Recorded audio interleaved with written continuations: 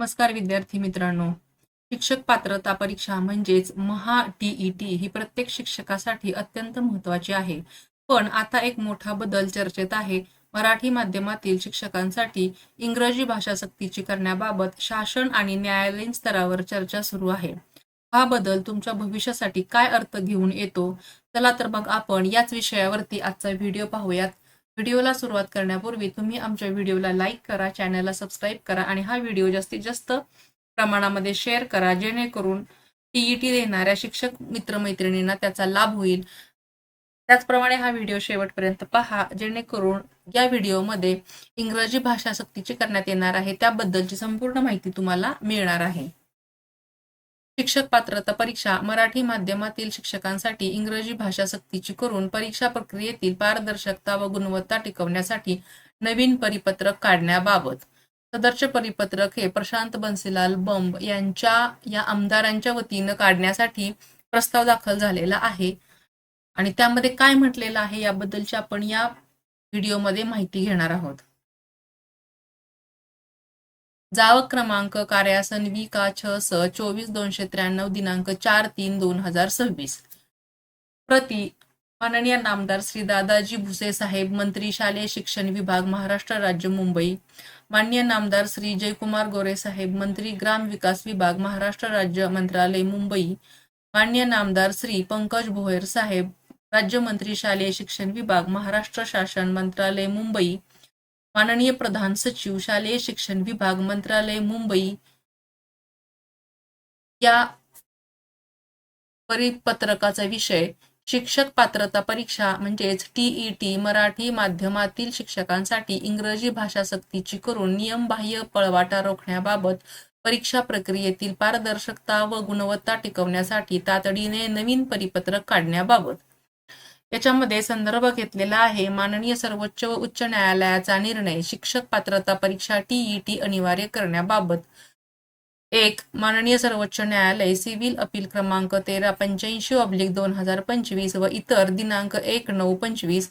आणि दुसरं आहे माननीय उच्च न्यायालय मुंबई रिट पिटिशन क्रमांक 15054/2025 दिनांक 18/11/2025. या निर्णयाचा वापर करून म्हणजेच यामध्ये शिक्षक पात्रता परीक्षा टी-ई-टी ही अनिवार्य करण्यात आलेली आहे आणि ही परीक्षा 27 सालापर्यंत पास होणं म्हणजे 2 वर्षांमध्ये उत्तीर्ण होणं गरजेचं केलेलं आहे. त्याचा संदर्भ घेऊनच ही जी टी-ई-टीची परीक्षा दिली जाणार आहे त्या परीक्षेसाठी इंग्रजी भाषा सक्तीची करण्याबाबतचा परिपत्रक नवीन काढण्यासाठीचा हे पत्रव्यवहार आहे आणि त्यामध्ये काय म्हटलेलं आहे ते आपण बघूया. महोदय प्रणाम. माननीय सर्वोच्च न्यायालयाच्या दिनांक 1 सप्टेंबर 2025च्या निर्णयानुसार सर्व शिक्षकांना 30 ऑगस्ट 27 पर्यंत टी-ई-टी परीक्षा उत्तीर्ण होणे बंधनकारक करण्यात आलेले आहे. अन्यथा सक्तीची सेवानिवृत्ती घ्यावी लागणार आहे. या निर्णयामुळे जिल्हा परिषद व अनुदानित शाळांतील अनेक शिक्षक धास्तावले असून नोकरी टिकवणे व पदोन्नती मिळवणे याबाबत मोठी पंचायत निर्माण झालेली आहे. म्हणजेच जो संदर्भामधील 1 क्रमांकाचा जो मुद्दा आहे किंवा जो संदर्भ आहे त्या अनुषंगाने दिनांक 1 सप्टेंबर 25 मध्ये सर्वोच्च न्यायालयाने जो निर्णय दिलेला आहे त्या निर्णयानुसार सर्व शिक्षकांना 30 ऑगस्ट 27 पर्यंत टी-ई-टी परीक्षा उत्तीर्ण होणं बंधनकारक केलेलं आहे. जर 2027 पर्यंत शिक्षक संबंधित टी-ई-टी एक्झाम उत्तीर्ण झाले नाही तर त्यांना सक्तीची सेवानिवृत्ती घ्यावी लागणार आहे. त्यामुळे जिल्हा परिषद व अनुदानित शाळांतील अनेक शिक्षकांना धास्ती बसलेली आहे. नोकरी टिकवणे आणि पदोन्नती मिळवणे यासाठी त्यांना खूपच प्रयत्न करावे लागत आहेत. सदर परिस्थितीत काही शिक्षकांनी मराठी माध्यम असूनही इंग्रजी विषय टाळण्यासाठी हिंदी भाषा निवडून परीक्षा पास होण्याची पळवाट शोधलेली आहे. पेपर 1 व पेपर 2 साठी इंग्रजीऐवजी हिंदी निवडून ते सहज उत्तीर्ण होत आहे. म्हणजेच आपल्याकडे मराठी माध्यम आहे आणि इंग्रजी विषय सुद्धा आपल्याकडे आहे, परंतु काही शिक्षकांनी इंग्रजी विषय अवघड जातो म्हणून किंवा इंग्रजी व्यवस्थित जमत नाही म्हणून हिंदी भाषा निवडलेली आहे आणि हिंदी भाषा पेपर 1 आणि 2 मध्ये इंग्रजीऐवजी त्यांनी हिंदी भाषा निवडून ते उत्तीर्ण झालेले आहेत. म्हणजेच त्यांनी पळवाट शोधलेली आहे. परंतु मराठी माध्यमातील शिक्षकांसाठी टी-ई-टी परीक्षेत खालील विषय सक्तीचे आणि बंधनकारक आहेत. जसं की पेपर 1 साठी मराठी, इंग्रजी, परिसर अभ्यास, गणित आणि मानसशास्त्र हे विषय कंपल्सरी आहेत. पेपर 2 साठी मराठी, इंग्रजी, मानसशास्त्र, समाजशास्त्र किंवा गणित व विज्ञान, म्हणजे गणित, समाजशास्त्र किंवा गणित आणि विज्ञान ठेवायचं आहे, पण हे विषय कंपल्सरी केलेलेच आहेत. तरी देखील काही शिक्षकांनी इंग्रजीऐवजी हिंदी भाषा निवडून परीक्षा पास होणे ही नियमबाह्य पळवाट असून यामुळे परीक्षेची उद्दिष्टे, गुणवत्ता व पारदर्शकता धोक्यात येत आहे. याच्यामध्ये जे पेपर 1 आणि पेपर 2 साठी कंपल्सरी म्हणजे आवश्यक पेपर किंवा सक्तीचे जे पेपर आहेत त्यामध्ये हिंदी भाषा दिलेली नाही.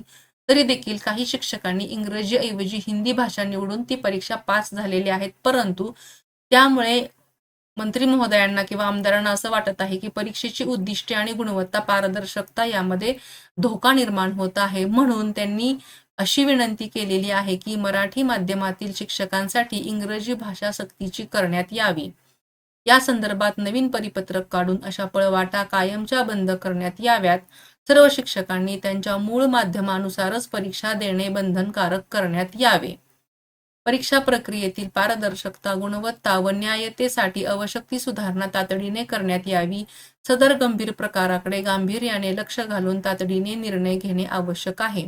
शिक्षण क्षेत्रातील पारदर्शकता व दर्जेदार शिक्षक घडवणे हेच RTE कायद्याचे उद्दिष्ट आहे. त्यामुळे तातडीने आवश्यक ती कारवाई करण्यात यावी जेणेकरून शिक्षक पात्रता परीक्षेचा दर्जा टिकून राहील व शिक्षण व्यवस्थेतील शिस्त व गुणवत्ता अबाधित राहील.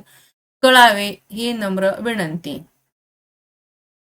प्रत माहितीसाठी आणि कार्यवाहीसाठी पाठवलेली आहे. म्हणजेच इथं अशी विनंती केलेली आहे की मराठी माध्यमातील शिक्षकांनी इंग्रजी भाषा ही कंपल्सरी परीक्षेसाठी वापरायचीच आहे किंवा निवडायची आहे.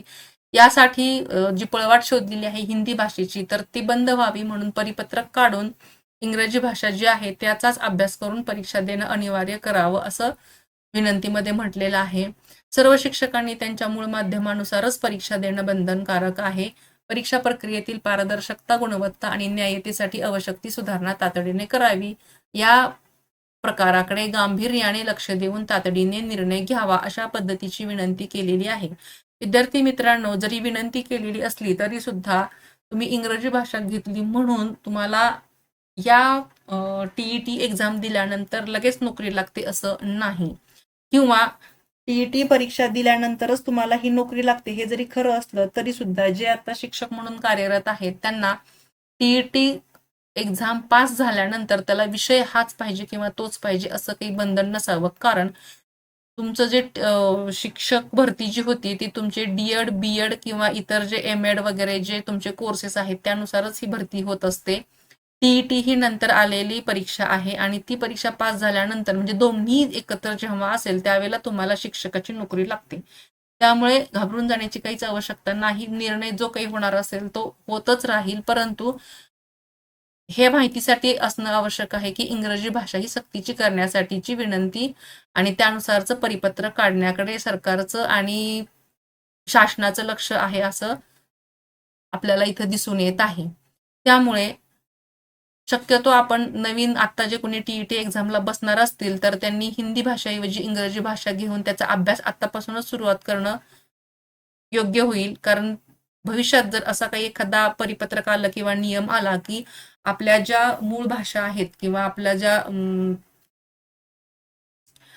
शिक्षण क्षेत्रातील पारदर्शकता वाढवण्यासाठीच्या ज्या आपल्या मूळ माध्यमातील किंवा मराठी माध्यमातील जी भाषा आहे त्याच भाषा सक्तीच्या करण्यात येतील किंवा आल्या आहेत असं एखादं परिपत्रक जर आलं तर मग जे हिंदी भाषा घेऊन पास झालेले आहेत त्यांच्यासाठी थोडी अडचण निर्माण होऊ शकते. आणि असं काही होऊ नये म्हणून जे आता नव्याने TET एक्झाम देणार आहेत त्यांनी इंग्रजी भाषेची तयारी करणं गरजेचं आहे.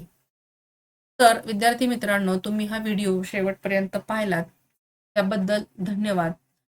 हा व्हिडिओ जास्तीत जास्त प्रमाणामध्ये शेअर करा आणि या जे परिपत्रक काढण्यासाठीची विनंती केलेली आहे त्या अनुषंगाने तुम्ही योग्य अभ्यास करा, आणखीन माहिती घ्या. परिपत्रक कधी येते किंवा काय होणार आहे किंवा एक्झाम डेट कधी डिक्लेअर होते याकडे लक्ष ठेवा.